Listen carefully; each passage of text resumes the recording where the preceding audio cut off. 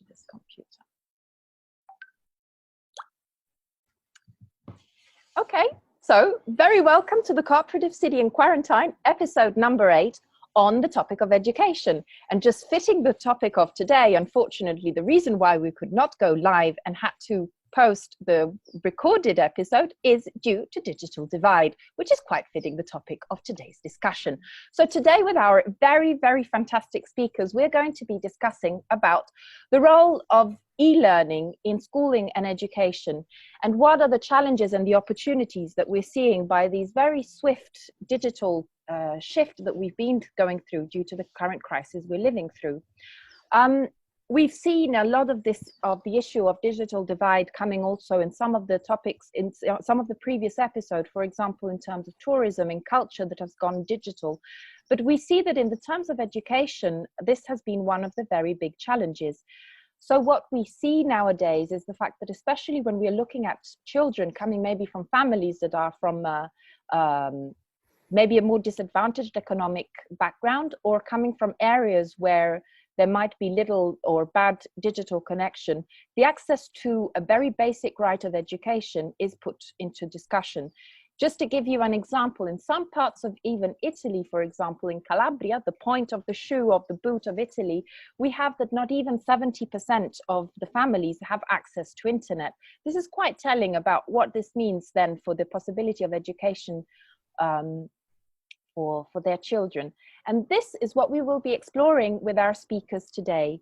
So we would like to introduce you to our fantastic speakers that we're very glad to have with us today. And we have Francisco Simões, who is is a researcher and a chair for the cost action on Rural NEET Youth Network. NEET standing for, Francisco, correct me if I'm wrong, not in education, employment and training, right? Yes, correct. So Francisco, where are you speaking to us from? From the Azores Islands, the western frontier from Europe. Ah, well, and a place where unfortunately we cannot come to visit you right now, but we are all very envious about the fact that you are there in that fantastic landscape we know, at least from postcards, if not in person. And how free are you to move around right now?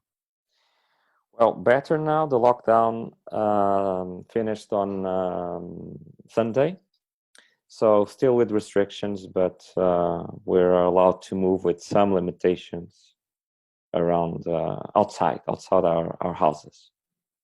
Okay. And today we also have with us Mireia Sanabria, who is, amongst the many things, is an URBACT expert on the onboard network of cities that is dealing exactly with innovation in education. Hi, Mireia. Sorry. Hello, Daniela. Hi. So you're in Barcelona right now, or just outside? Yes. You were telling us. How are things with you there now? Yes, same as in the Azores or in other countries. We have initiated some deconfinement, some degree of ability to move around, but we have schedules for people for certain ages. So younger people cannot mix with older people to avoid the risk of the contagious risk. So. Still, schools are not open, and many activities are not allowed outside. Mm-hmm. But, little by little, and it will be increasing. The level of the confinement will be increasing in the following weeks, but it will depend on the area and different typology of areas in the country. Okay. And with us today is also Sonia Domínguez, who is actually the promoter of the network of cities of the onboard from the city of Viladecans. So hello, Sonia. Hello, happy to be here today with you. How are things with you there? Well, it's more or less the same situation as Mireia said, because we are both in Barcelona province. So the lockdown is starting to get to give us some freedom to start go into the streets to make specific actions, but we're still on that process that we'll see how it gets in the next few weeks. Lovely. Last but not the least, we have with us Domenico Schillaci from Italy. You're in the city of Palermo right now, Domenico, aren't you? Yes, I'm in Palermo. I live in Palermo, actually. Thank you, Daniela, for inviting me, and hello, everyone. Nice to meet you. Yeah, I'm in Palermo, in Italy, like you. So, you know, we are just entered the so-called phase 2, so we can go running, we can go visit our relatives, the so-called congiunti, and so we are trying very, very slowly to restart kind of connection with our cities, basically. And schools are still far from opening here in Italy, correct? Yes. They will probably reopen all schools, so from kindergarten to high school in September, even if we are not 100% sure. And so now we are working with, in particular, us in push working with the municipality of Palermo, trying to find a way to bring schools to children, to kids at home through digital tools. So that's what we are working on in the latest weeks. Okay. So before we go into the discussion with you, we asked a bit around to some of the teachers, the people that are directly working in contact with the children and some of the parents, what is happening right now. And some of them very kindly shared their experiences, and I would like to share now with you what a little bit came out of it. So let's see if this time technology is on my side, because I feel today that the computer is against me. So let's see.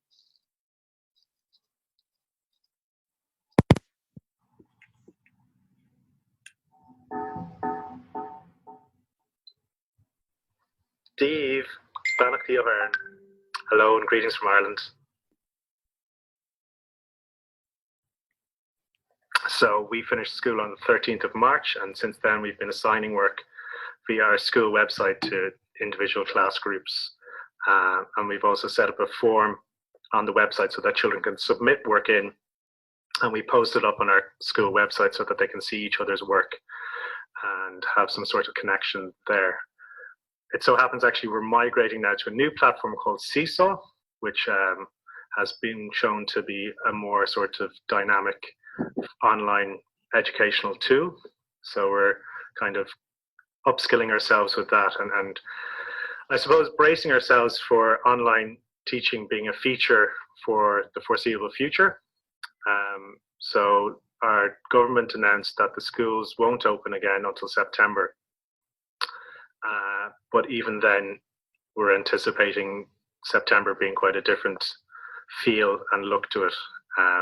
There's lots of different models being proposed and being discussed. So in that regard, it's kind of been asked of us now over the summer months to upskill in the delivery of online education, to do some courses voluntarily so that we're a bit more primed for that.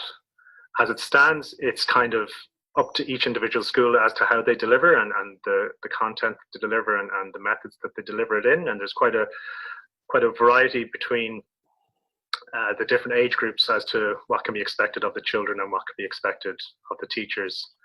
Also, there's also questions around access to devices, and if there's more than one child in a household, how does that work? How does that look in terms of demands on devices to access education? There's discussions around, will there be a fund to provide children who don't have access with a device so that they can access their education?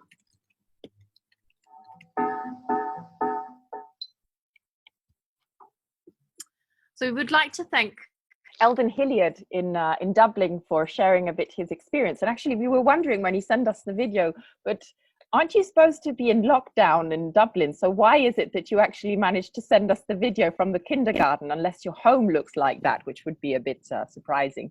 So Eldon explained to us actually that he was once every 2 weeks, the teachers go to the school to collect the material that they will need for the e-learning program, but also to collect digital devices that the school provides in order to support the families that might not have the equipment at home to support for the kids. So this is the reason why he was in the school in that moment, and he thought it was a nice location for sending us the video.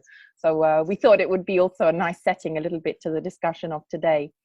So given this, what I would like to ask our, starting with our guest, I would like to actually ask Francisco, from the type of work that you're doing with the cost action and also through your research work, what do you see that is happening in terms of the impact of e-learning on school education, especially for those communities that might have a more limited access to the digital, whether it's in rural communities or elsewhere? Well, it's a bit ironic that virtual tools are making visible the inequalities in rural or more peripheric areas. But actually, this has a tremendous impact in terms of access to education. And we have many challenges going on regarding how students and teachers can organize their learning and their efforts for learning. And it might be interesting just to share with you 2 or 3 thoughts in terms of the background.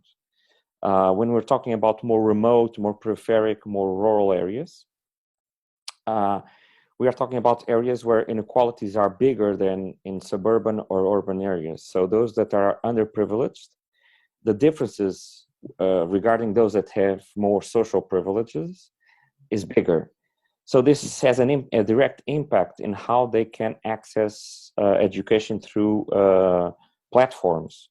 Because of course, in these populations, a bigger share of the population does not have access to cultural, technological, social resources. And of course, this means that the access to platforms and devices is harder in these areas. And again, there's also another key issue that might be important to discuss, is that the level of skill to use platforms, especially among parents, is lower in these areas. So it's not only a question of access, it is also a question of how skillful you are, how much you know about using devices for learning environments. So you have many challenges going on. And this situation, the e-learning pressure, has made more visible the differences between different social layers in rural areas. Thank you, Francisco. No, I think this is quite paradoxical, as you say, the fact that the digital now is actually showing what this is quite a the real difference. Yeah. And I'd like to, we were discussing actually before we started officially the discussion, but what a southern panel this turned out to be today. But I think it's quite telling, given also that a lot of Southern Europe has areas, not only, we have this all over Europe, but especially maybe parts of Southern Europe are mostly affected by maybe limited access to the digital and so on. So maybe there is also, to some extent, a higher awareness of this. I'd like to ask Mireia at this point, from your perspective, you're the expert working on the URBACT network on board.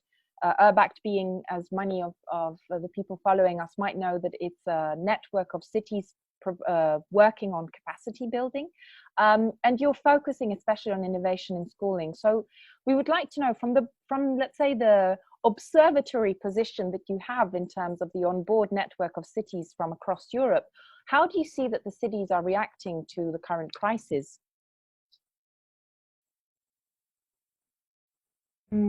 Yes, thank you, Daniela. As it has been mentioned in the previous Francisco's intervention, the innovation, the situation that the schools are finding at this time is not only a problem of education itself or how schools deal with this lockdown situation and students working from home, but it reveals a lot of different social situations. So in the case of onboard cities, first we need to say that these cities have had and still have education as a high priority in the political agenda. That means that they have put a lot of resources in education in many different aspects, not only technological or digital resources, which they have. We have, for example, Viladecans that started with providing technological devices and connectivity to schools some years ago. We have Tallinn, which is, as you know, in a country highly digitalized, and education as well. We have other cities in this, but they have invested a lot in providing this way of collaborative working or this multi-stakeholders partnership to improve education experience and education results. That means that the social component in these cities regards education is very important. This is what I think it may help these cities find different solutions or adapt to the new situation. So we all understand that technology and connectivity from the households is important, and having the device is very important, but also the support that different agents in the city and the municipality as a coordinator can provide is also very important. So the Educational Innovation Network in itself is this structure of, is like a community of practice that is highly coordinated from the municipality, from the council, but that involves schools, involves families, it involves business, local companies, and different local entities of leisure time, cultural, non-profits, etc., and the teachers in the school. So they have created this community of practice where they propose and they implement projects in a collaborative way. Sometimes local companies with high school or vocational students, others is families with the school, and they deal with a different range of issues. And I think this is an advantage as a starting point. This is an advantage because this helps understanding and supporting each other in many different ways that we can I can mention some if you want, but I don't know if we can go in it also, then also following up the discussion also with Sonia and the other colleagues. That's thanks a lot, Mireia, because this also shows back onto what also Francisco was saying, how this is in different ways, but anyway, affecting all the different cities.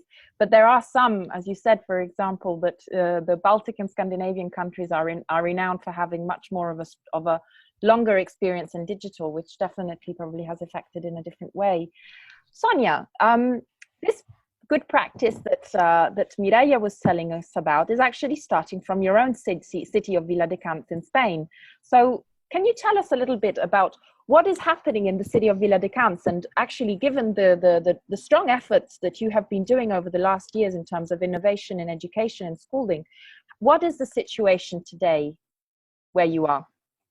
Well, the situation today is that cities, as we are like the level government closer to citizens, we're like the first to tackle, or to face the needs of citizens, so we had to provide an urgent response to reply to the new needs with no previous anticipated preparation. So in the case of education, as Mireia said, in Viladecans, this has been a priority for a long time, same as the rest of the onboard cities. We have been working with the Education Innovation Network and other projects of the cities to try to promote new technologies, new methodologies, new collaborations between agents. And as Mireia said, we think this has helped or has strengthened a bit for the present situation in education terms, but we see a lot of new challenges due to the new situation. So in order to help overcome these difficulties, in the case of Viladecans, for example, we have been collaborating with the regional government, because education in Spain, it mainly relies on the regional government, not on the local government. So we have tried to collaborate with the regional government to provide those students with devices and Wi-Fi connection, those students who needed it. We have also tried to support schools with educational needs of connections, of resources. So we have also tried to be next to these needs of the schools. For example, there are some, we call it like open centers for those children and young with special social or education needs, that these are spaces they attend after school hours to give this specific support they need to go on with their education. So this is something that we are also trying to follow up online to make sure that these students don't lose track of the education at the moment. Okay. Well, there are a lot of different initiatives we have been carried out trying to support families and students and schools to make this online education easier for them, especially when there's lack of resources. Yeah. We'll get back to this, Sonia. Thanks a lot. And this is also bringing us then to speaking with Domenico, who I think is a living example of the partnership that you can have between the different stakeholders of private sector, of municipality, and NGOs, and so on. And Domenico, from your company Push and your NEO has been working on developing a service together with the city of Palermo that was beneficial in this moment. So can you tell us a little bit about what actually is this project about? Yeah, we can say it's like kind of an approach or a product more than a service itself. More or less 1 year ago with my company, we started collaborating with the municipality of Palermo in order to help them to redesign and manage the school portal, so the web page, for providing information about the public school. And it was very interesting because the work that we started doing was connected with trying to provide information in a more effective way. So change the tone of voice, change the information architecture of the websites, change the content. And it was quite interesting. We were continuing in the last months doing this job, and at some point suddenly the Corona crisis arrived. And at that moment we started talking with the municipality of Palermo, with the counselor for school, for education of the municipality of Palermo, trying to understand what we could do in order to bring some content to the kids that were stuck, that are still stuck at home. And of course, we're not talking about e-learning, because we have to precise that in Italy, municipalities are directly managing only kindergartens, what we call we have the difference in Italy among asili nido e scuole per l'infanzia. So asili nido are like kindergarten are 0 to 3 years old, and scuole dell'infanzia, like preschool, I guess it's like 3 to 6. So we're talking about very young kids. So it's more than learning, are like activities, content that sometimes are need to pass through parents. So, of course, a 2 years old or 1 year old kid cannot access the internet, check the website, and look YouTube videos, of course. So parents need to read, to listen to the stories, watch the video, and then try to replicate the kind of activity. So what we're trying to do is to bring digital into not very digital teachers and parents. You were mentioning before the digital divide problem in Calabria, Sicily. It's not far from it if we look at the different indexes for cyber or computer science illiteracy that are present in Italy. But if being able to use a computer and the opportunity of surf the internet are a problem, the access to the web is another one. So it's right that it's easily, for example, not many families have access to internet, so the people who access internet at home are like 80%, so it's kind of 20% of people that are cut off. But there is another thing that's interesting. All the people that don't have internet at home, they have a smartphone connection for sure, because the coverage for access to internet via 3 or 4G in Italy is super high, like 96 or 97%. So there is a way to receive information via internet. So what we try to do is to provide a way to share content in an easy way. We created a page, a section in the web portal of the municipality of Palermo, and we involved teachers for the kindergarten, from the preschool. Every day there is kind of calendar. Every day one teacher from the kindergarten create a video on YouTube by providing content, suggestion for the parents as I said before, so activities that can be done with kids. And on the other end, contemporary preschool teacher every day from all the different schools. There are more or less in Palermo, more or less 60 kindergartens and 40 preschools. That's the number, so we're talking about 100 schools more or less. And every day a preschool teacher uploads a video on YouTube in which there is, I don't know, a story told or an activity, dancing activity, some kind of content. So parents know that every day they can connect to the portal, even by using a smartphone, and they can access a video. Video are all uploaded on YouTube, so there is no problem for accessing them, and it's super easy.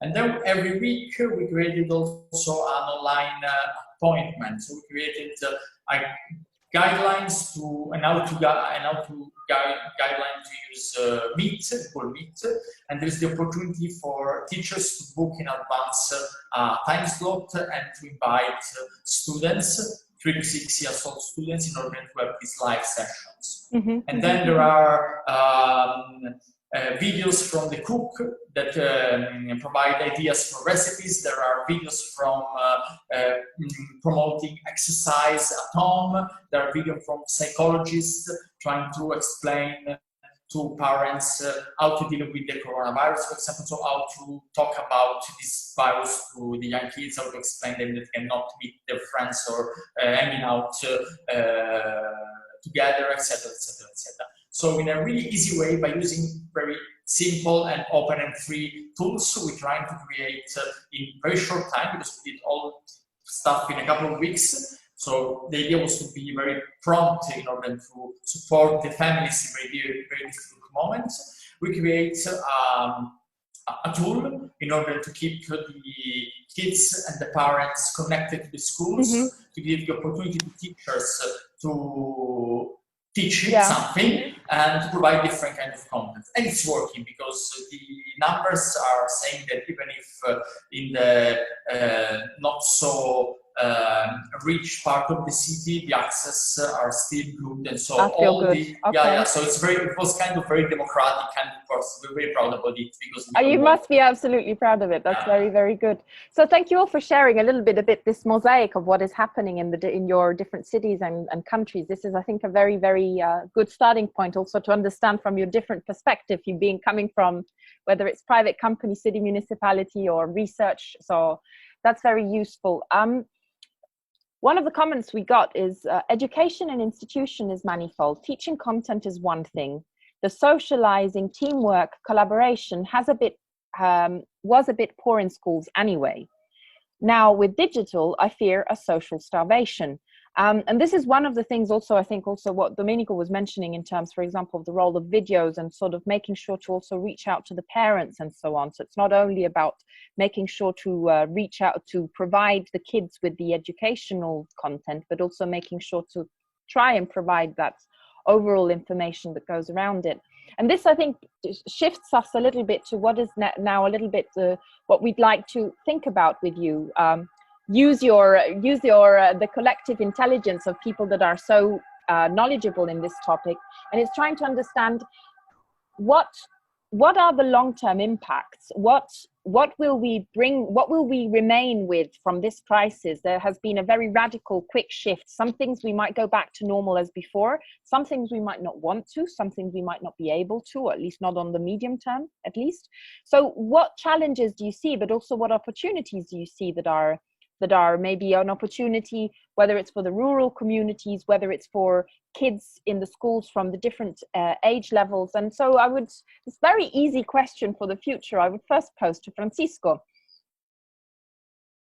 So I'm the one to make predictions first. Yeah. Well, listening to the other guests' comments and experiences, and going back to your question, I think that one of the things that might be a side effect, a good side effect from this situation for the education sector, is that probably the degree of involvement of teachers and schools with platforms and online tools will be leveled. So probably these kind of tools will be more easily used within traditional ways of teaching. That's something that's not completely fulfilled in some countries. So I think that one of the good things of this situation is that technology is going to be used in a more often way in classrooms. Another side effect of this has to do with the normalization of socialization amongst children and teachers. That's something that's related to the comment. I believe that probably we should look more at schools at this time, more in as a tool to make societies more normal, and do not focus so much on learning. The thing is that some governments are looking at the situation in a way that they want the schools to make sure that the programs are still kept until the end of the school year. And that's not the most important thing.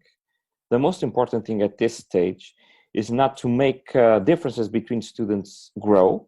So if you go to new contents, necessarily the degree of access to the content will have an effect on how much you learn until the end of the year. And a second thought on this is that school is central on the lives of children and the lives of families. So it is really important to start thinking on how children, how students, how teachers are going to come back to school, and to prepare that, because that must not be seen as a common process. We have kids that have very high levels of anxiety right now because of all of this situation. We are telling them that it's not safe to contact with people. Of course, there's a reason, but they have to come back to a social environment where a connection is central. So we need some kind of a preparation, a plan on how schools are going to deliver again a social environment, a normal social environment to students. Now, thanks, Francisco. That's also raising some of the articles that are coming out also in terms of this, and also some of the discussions that we had also with the team in preparation for this episode was also concerning the health of kids at this stage, because there is also, as you're saying, there's high levels of anxiety going on, and how also are we able to address some of these issues, and what will be the long-term impacts also, because in many countries there will be a very slow transition into going back to digital. And in the meantime, you might see that there are a few names popping by, because what we did is, with half an hour delay on what was considered the original starting of the episode, we said, look, if only we just cannot get it online on Zoom, we're so sorry, but we did put the link on Facebook saying, join us if you like. And in the meantime, we see that Eldon has joined us as well, and thank you again for the video. So we would really like to get also your feedback in the round of questions and comments in the end. And in the meantime, I would like to move on to asking Mireia, based on what Francisco was saying, what is your impression? What will be the challenges and what will be the opportunities? Have you seen something from the cities of the onboard network that you think could be some tips that we can share with other cities and other educational systems? Give us a tip of hope, Mireia. Yes. We're trusting on you. I'm not speaking on. I'm not speaking on behalf of the cities. They know better than me. But with Sonia, we have been talking these days, and we have seen some good practices, some initiatives that you would that you say, oh, that's a good idea. No, that's a good initiative, and we start to see these, and we'll probably find more and more. No, my first comment would be, if I may, regards the comments that Francisco was saying, is that the school has a powerful social role that we probably knew, or the ones more related to the education field they knew, but not everybody realized that much. For example, Tallinn is a highly digitalized city, as we said. The first thing that they had to react just immediately after the lockdown was and the coordinator of the Tallinn team was kind of disappeared from the project, because she was very, very busy from the Department of Education dealing with delivering meals to school children in their homes, because this is something that they had in the school, the lunch and sometimes even dinner, they said. So just reorganizing to provide the meals to the children in their homes, that was a big issue for the Department of Education in Tallinn. Then all the digital, providing devices to those without the devices from home or lacking these resources, etc. So you realize how important it is, this social role that the school have. And one way to I'm not a good futurist, and even Mireia, on the best.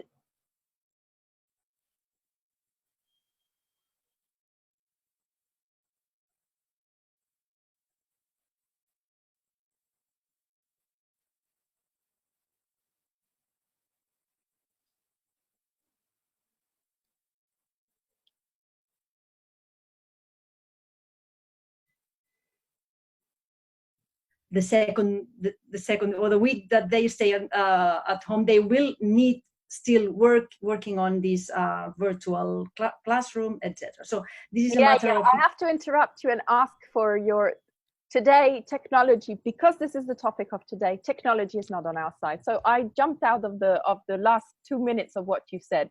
So I would kindly ask you to please repeat it with the same enthusiasm that you were saying it with, so that I can make sure to record it. So please forgive me. Be patient with me. Can you tell us what you were saying? Sorry. I'm not sure I will remember what I said, but exactly said. But my point was that we can we will get used to technology, to using technology and digitalization of the education. I'm sure that this is something that is a matter of training. Actually, even Estonia is coping with this, being a highly digitalized country.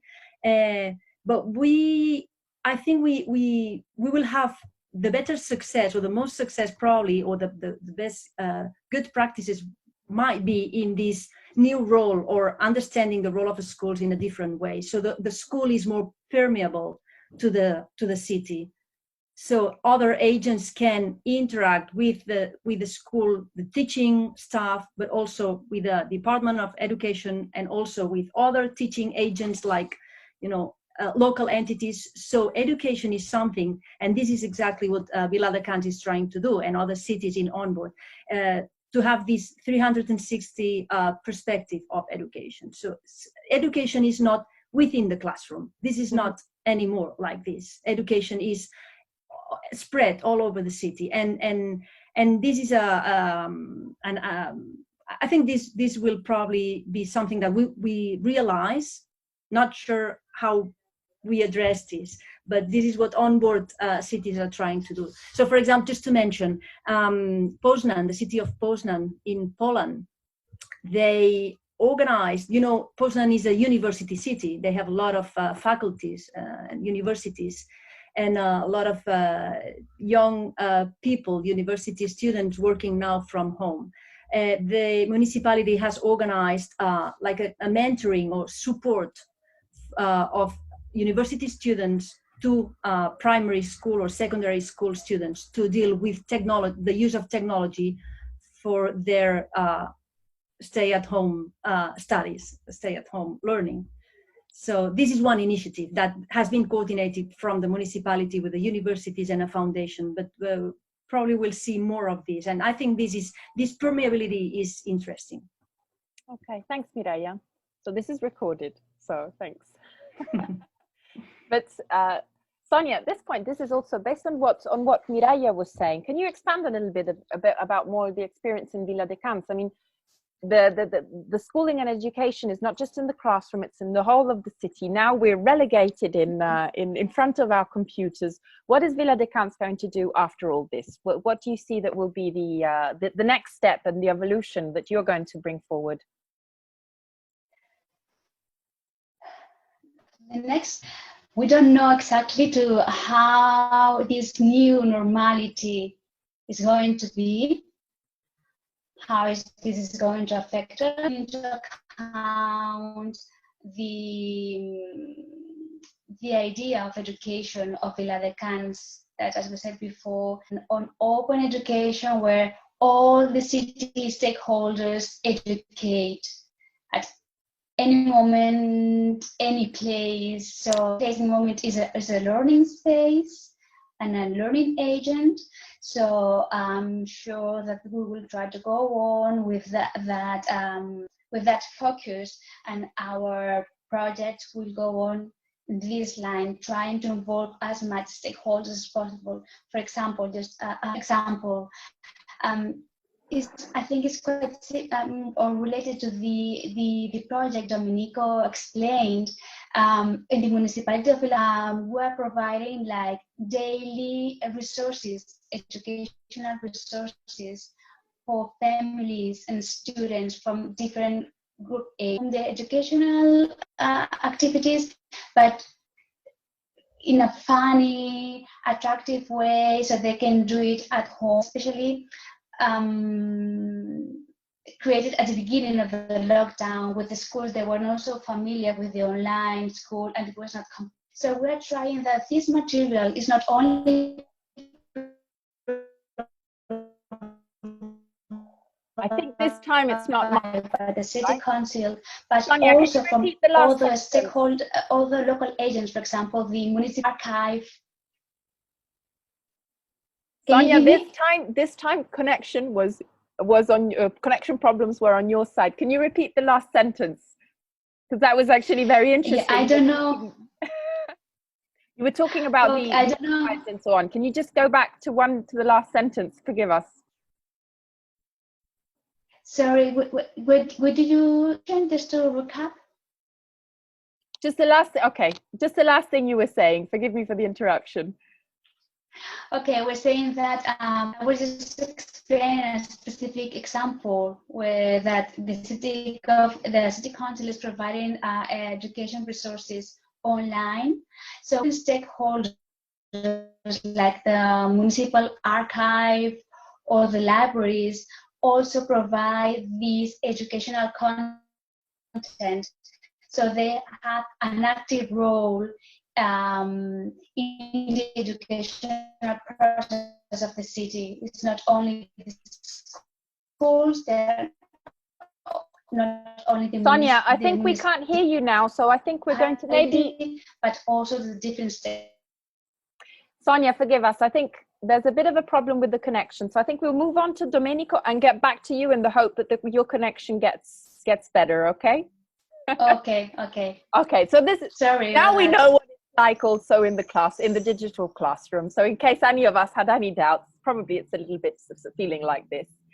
Domenico, can you tell us, you work with digital and with the potential of digital is one of the core of your work. What, from the experience that you're carrying out now from this project, what do you think will be staying on the long term from this experience of the digital in schooling? Well, let's start by saying that, in my opinion, challenges and opportunities are more or less the same things. I mean, we will have the opportunity to improve the education as well as other services, as well the work, for example, by using digital tools. But this is at the same time a challenge. So from the one hand, it can be seen as an opportunity, but it's also a challenge. In my opinion, there will be a kind of short-term opportunity that will be in September, October, so when the school will reopen in Italy, and probably in the other part in the other countries, there will be not a normal situation. So probably students should balance between going to school, staying at home, and at this moment, probably it would be useful to have a strategies that integrates well digital tool together with physical teaching at school, at classes. So this is the first thing. But I also think that this kind of connection balance among digital and physical learning is something that should be seriously taken into account, but in a global national strategy to renew and modernize, let's say, all the teaching and education sector in Italy, because we are very old-fashioned, let's say, school structure, which is good because in the past our schools and our teaching methods were very good, they still are, but are not very innovative, not very modern. So here the challenge and the opportunity at the same time is to bring these digital tools as an active part, as an interesting part in the whole structures and the whole programs of the future. At the beginning, maybe there was kind of, I don't know, people were not so sure that this would work, but now that we were forced to use them during these times, during quarantine, people are noticing that they can work. It's more or less the same thing that is happening for remote working. That we in Italy call smart working, I don't know why, because we feel they're very smart guys using a computer to work at home. But here the point is that a lot of companies are realizing that doing remote working, it would be positive because it would be an effective way to save money and have productive employees. And the paradigm, if you are at home and the boss is not watching at you 24/7, you're not going to be productive. It's a false myth, something like this. I would like to add just a little thing. I'm working in Palermo, which is the 5th city in Italy. It's the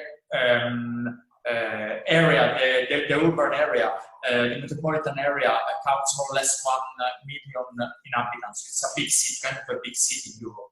But in my opinion, another challenge and another opportunity is connected with the rural areas and the small villages. Sicily is full of rural areas and small villages, and there are the problems because there is a lack of infrastructure, there is a lack of also connection because also not just ICT infrastructure, but general infrastructure such as streets, highways or bridges sometimes.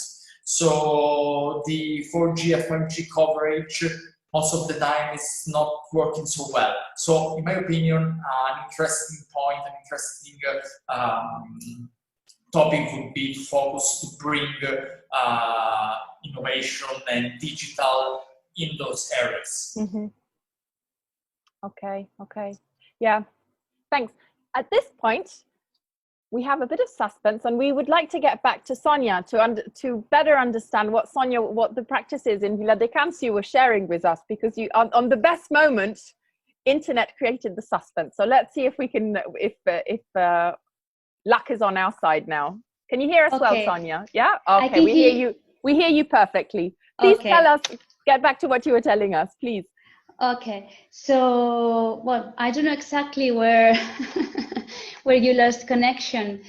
What I would like to point out, as Domenico said and Francisco, I think this has this crisis in education has given us an opportunity to advance. I mean, it has supposed a change in the teaching learning system. So it has given us the opportunity to advance on new technologies, on new methodologies.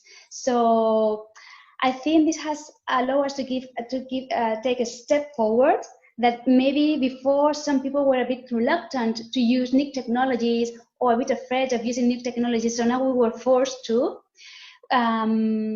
We're using the best we can, but we are also seeing the lacks, the deficiencies of those systems. So we can also propose them and try to help to improve the available resources in the market or on the market. So I think this has given the opportunity to think, to reflect on the available technologies, the available methodologies, and to try to adapt them to the new reality and the new needs, because I think that teaching in September will not come back to be the same as it used to be. For example, from our point, as a city, as a municipality, we should, I think, as much as we can, give support to schools, to teachers, with training, with the resources, to make them easy or allow them to use these new technologies and methodologies in a proper way. Okay. And we heard this perfectly, so that's very good, Sonia. Thank you. Thank you. Now, this is... Go, Sonia, tell us. Another issue is not related to technology, but I think Francisco also mentioned it, and is the emotional support. Okay, so for example, in Viladecans, we have carried out a project with emotions, not only for children, but also for teachers and also for parents. So I think that this emotional aspect, how children young manage their fears, uncertainty, new reality. So this would be also quite a challenge, an important challenge. Not only new technologies, but also this emotional part is it would be quite a challenge. Okay. One of the things that you also mentioned, and there was one of the comments that was coming, and at this point, we're experimenting formats at this point. So at this point, I would also ask the people who managed to join the discussion to also, join us in the Q&A. One of the questions that we got is, what is the crisis? So does this crisis also question a bit our mass education? Would it have effects on the education in terms of local education, smaller groups, school class sizes? And I think this is a little bit also what for example, Domenico was mentioning. I mean, the format will change, and probably also the capacity of the infrastructures we're going to change is going to shuffle a little bit around this. So I don't know if you have any comments around this. And this also, I would also pose also to Eldon, who we had the video from earlier. So if Eldon, at any point you would like to also share with us what you see happening in Ireland and in Dublin, that would be very welcome. So throwing you a bit in the cold water at this point. So yeah, sorry, you kind of broke up there in the introduction to that, but I see the question here, and I think there's an opportunity with the Corona crisis to really reflect about what it is our school systems do in the community, and to kind of really appreciate the sort of multifaceted things that they do. I think what we're recognizing in our school community with the coronavirus is the amazing amount of emotional support that the school provides for the children in terms of their socialization and other supports with children with needs and things like that, which we provide a lot of support for their families, being able to take them on and work with them. I think we always talk in Ireland about how do we progress our education system and how do we move it forward, and the Scandinavian models and things like this get talked about a lot for their holistic approach to education, and the fact that they're able to kind of move away from a very conservative sort of bureaucratic sort of style of education. So in one hand you kind of would hope that this crisis is an opportunity for all the education systems to take a pause and to reflect and see how can they reimagine education going forward. But I suppose then it's also trying to balance that with the teaching staff, how equipped they are to move into this new digital platforms, just the inertia that might be there with older teachers, and things like that. So it's quite a complicated and complex issue, and I suppose a lot of us as well are just dealing with being in quarantine ourselves and having families and trying to balance all of those stresses as well. So I think there's amazing opportunity here, but I suppose as well, I think it takes some degree of pioneering by certain groups to showcase how things can be done, and to look at different models and take the successful ones and maybe promote those more, because there's such a variety of digital learning platforms and opportunities. It's hard. It's kind of like you get lost in the wealth of opportunity there. So that can be a little bit sort of daunting for teachers and for students as well, because it's just so vast. So it's trying to, I suppose, curate a nice package that works well for everybody. And I think there's also an interesting opportunity now for a bit more co-creation and collaboration with students, certainly those of certainly old enough who are a little bit more technologically savvy, that they can actually feel like they have some agency in their own education, and that they can feel equipped. So I know, like in India, there was like self-organized learning environments was this thing that was promoted, whereby teachers would simply scaffold students in their learning, and they would be free and independent to go off and pursue what areas of interest that they naturally were inclined to, and then the teacher was there digitally as just a support network, helping them find the resources or help them with certain problem solving issues. So that's a potential that could happen, certainly for the older classes.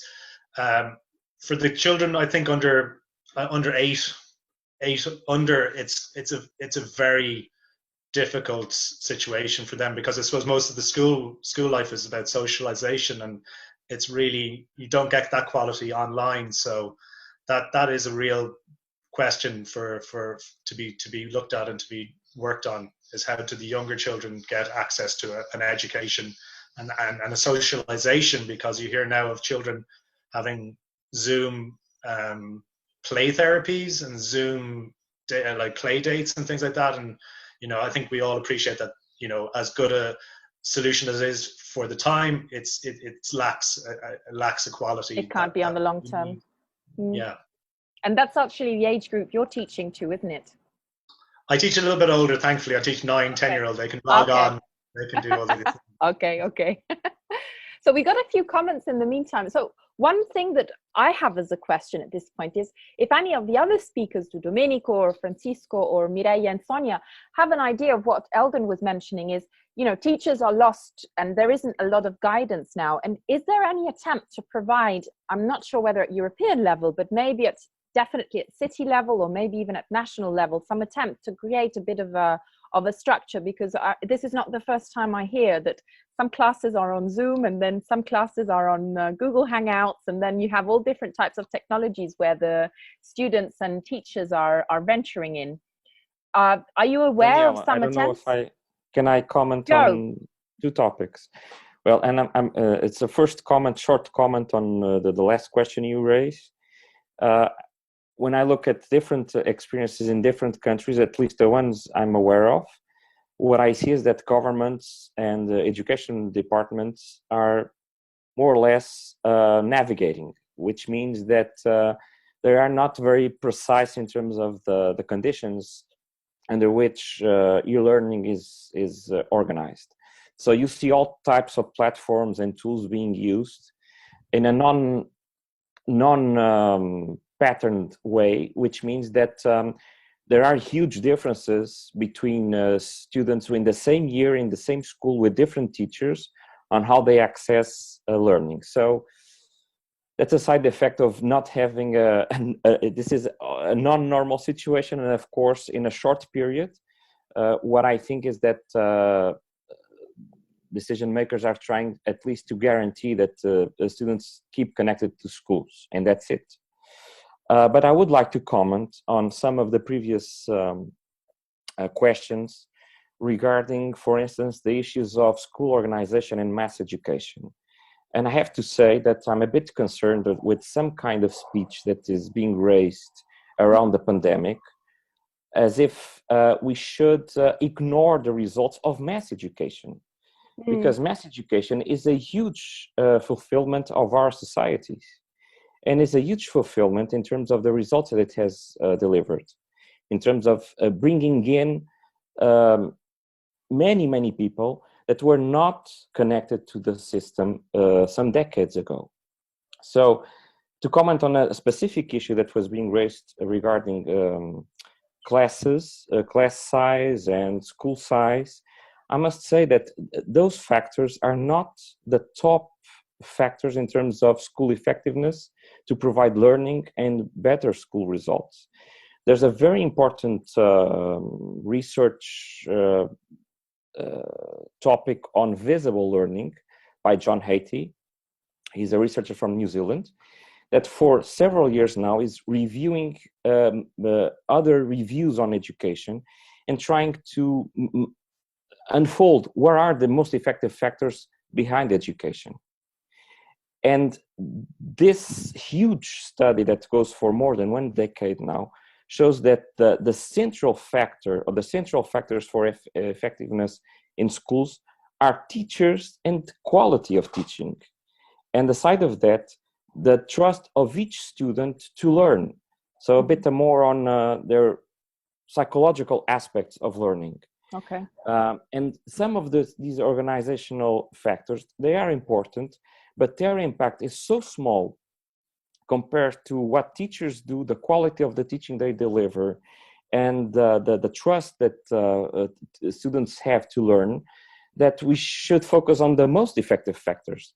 And just to connect with this situation that we're living on, I think that if we look to the experience, we have to look at the use of technologies to support better and more quality teaching. That's the main issue. We don't want to substitute teachers by technology. I think we have to complement both. There's great conditions, or in some areas at least, there might be very good conditions to improve teaching using more useful platforms and digital tools. But the focus is to empower teachers and to give them better conditions to teach. Okay. By their own, class size, the size of schools, the structural issues, believe me, they're not the more effective issues when it comes to learning or to results. It's teaching and the quality of teaching. Okay. No, thanks, Francisco. That's one, is definitely making sure that we don't overlook the impact of mass education. I bring back home, of which I am at home, but if you know what I mean, from this, and also the fact that we must also make sure that it is also about really empowering the teacher. And I see that everybody was nodding their heads. I could see Sonia was absolutely agreeing on this. I would like to also read a very easy question that we received, so I'm sure that you will be all dying to answer it. The question is, I was wondering whether you see any health risk for children related to the prolonged use of digital tools over time. Not just the impact on the physical level, such as the sight, but more generally as the use of certain didactic tools has, excuse me, I read it wrong. But more generally, what is the impact of these digital tools on the brain? For example, from a neurobiological point, does it change? And also the human abilities would change, for example, the linguistic ability, and as a result of the prolonged concentration over time. Do you have any ideas on this? And do you have any idea of what could be the impact of the, and I think this connects up also a little bit to what Francisco was saying. It's not only about focusing on the fact that everything has to go digital, because maybe some of the impacts of digital might not necessarily be so positive and healthy. Have you come across some of discussions about this, or do you have an opinion to share around this? It's a very easy question. I knew that you would be dying to answer it, but maybe I would turn it around and also just putting it in a more maybe easier way, if the person that put the question down doesn't mind, is also, maybe this is also more related to, I mean, not all of you are directly teaching, but have you come across some differences also in the reaction? Because some comments from some teachers say, for example, you see more or less the same dynamic that you would have in the classroom back in the digital classroom, so to say. but to some extent also that maybe some different possibilities are also arranged, because maybe also the relations between also the students and so on changes. So I don't know if you have any impressions or ideas about this, about how this could also be maybe something positive that comes out. Go, Mireia, share with us.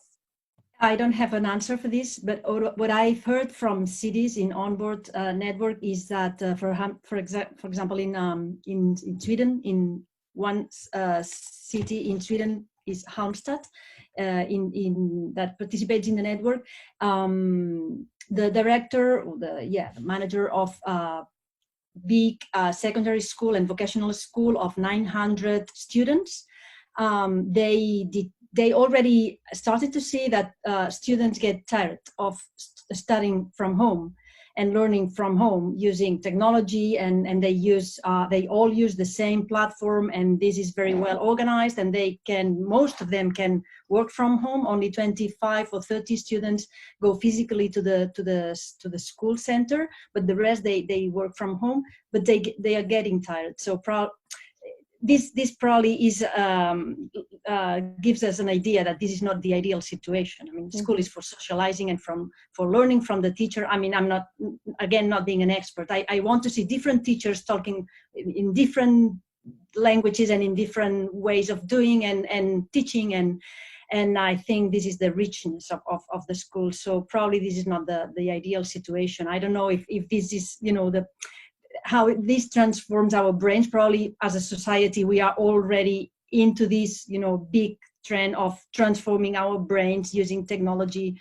all 24/7, but and students and young people maybe even more. But I want to link this to one question. I have one question from Francisco, because he was talking about the key factor being quality teaching or quality teachers. So probably my first question is, what is quality teaching?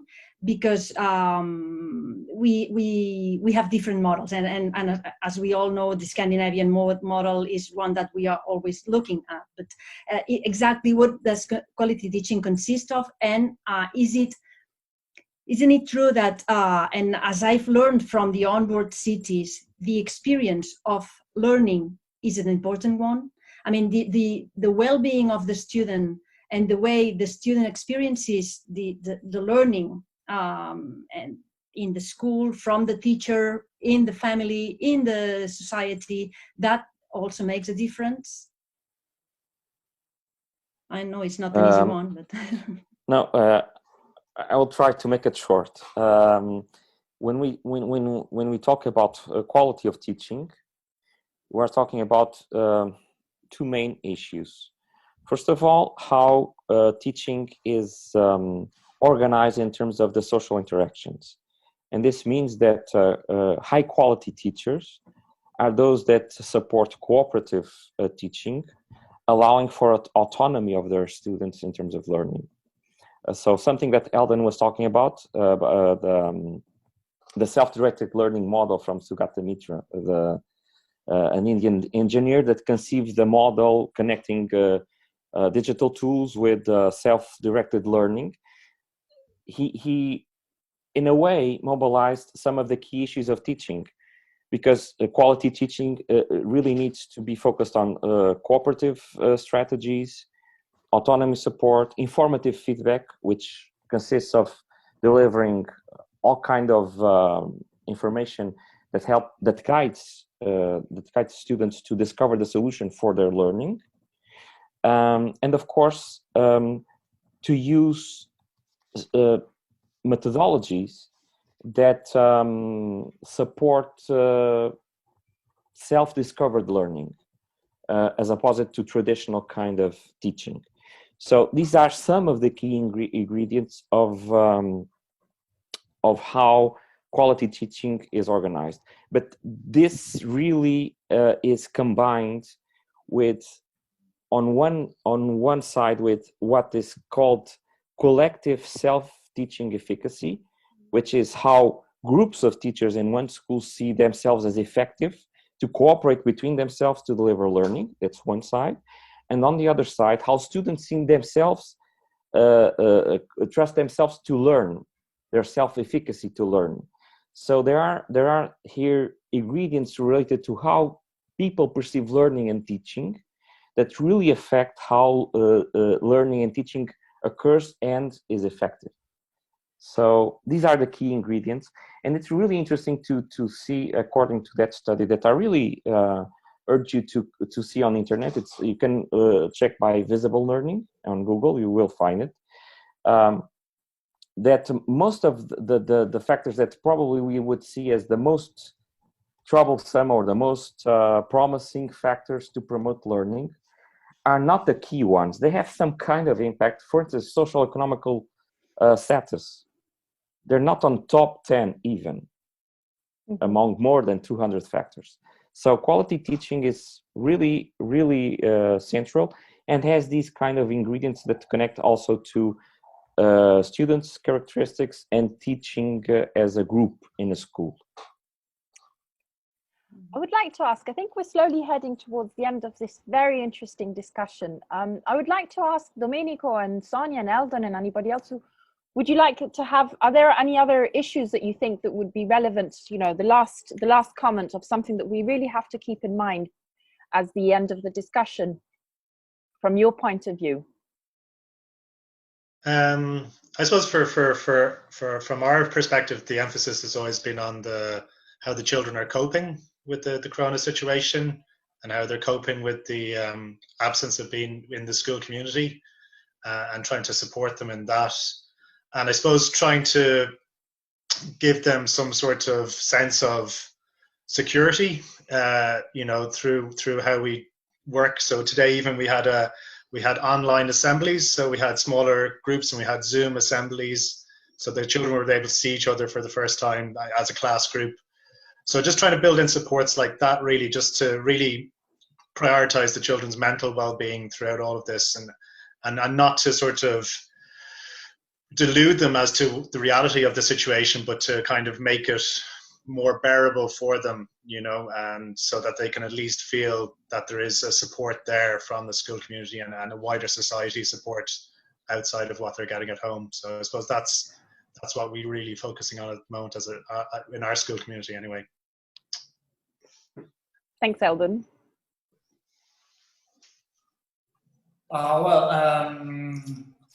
The only thing I can add is sometimes when I talk about innovation, I used to end my speeches by saying innovate responsibly, because I think that talking a lot about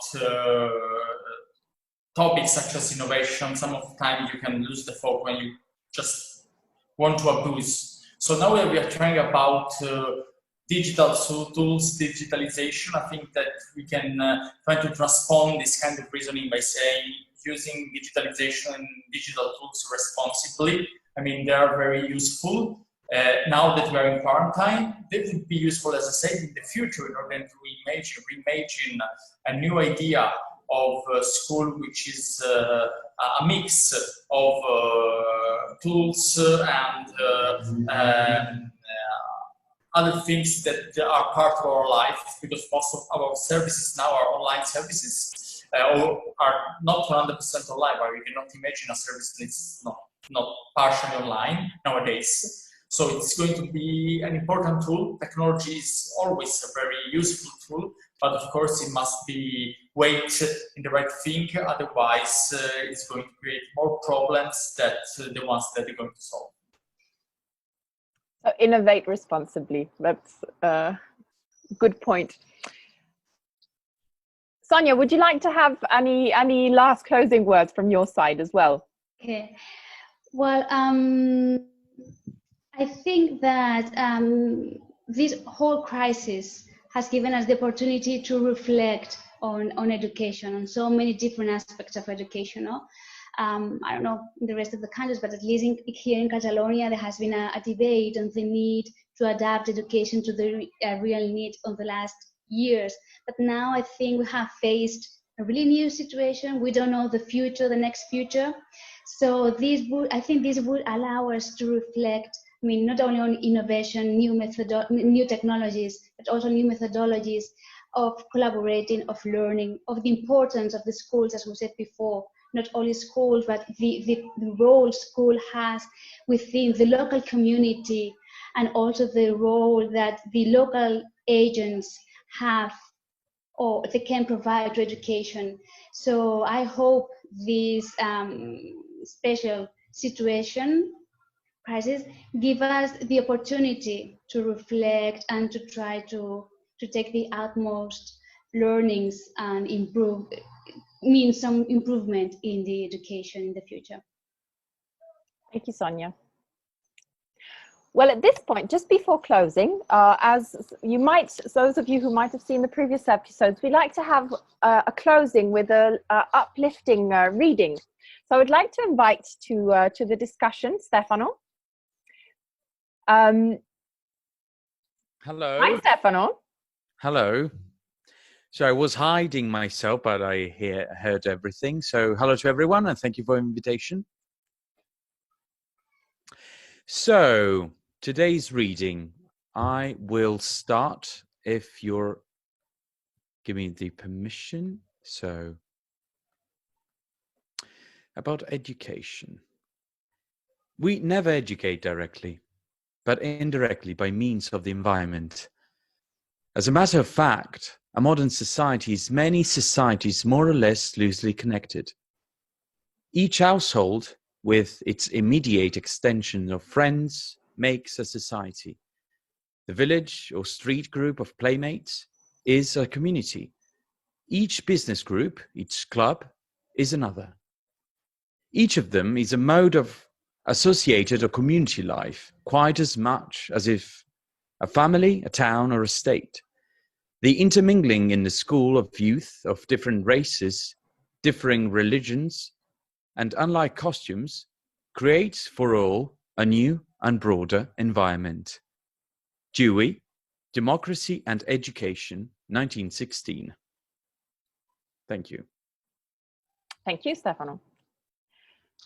So I think that this ends up to be a nice closing reading for also what we were saying about the fact that the classroom is not only the classroom, it is a whole community around it, and we will be going out of our homes at some point, hopefully healthily quite soon, and we will be able to be back to being a educational community for one another, and especially for the kids. So I see you appreciated the readings as well. We will be sharing the text with you if you like, so that you can also enjoy it then with peace and quiet.